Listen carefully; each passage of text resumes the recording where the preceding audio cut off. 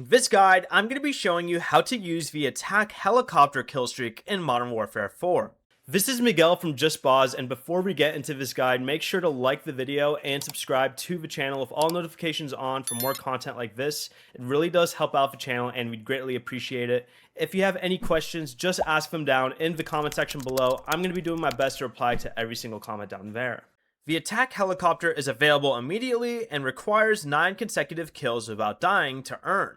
From multiplayer, all you have to do is open your create a class menu, select your custom class, go over to the killstreaks, and make sure you have attack helicopter equipped as one of the 3 killstreak slots. But during a match, just build a 9 kill streak, then activate the attack helicopter once it becomes available. The helicopter automatically patrols the area and attacks enemy players from above, so you don't need to manually control it. Try to call it in when enemies are exposed outdoors, so it has a better chance of getting eliminations. Before you leave, remember to like the video and subscribe to the channel with all notifications on for more content like this. It really does help out the channel and we'd greatly appreciate it. And if you did have any questions, just ask them down in the comment section below. I'm going to be doing my best to reply to every single comment down there. Peace.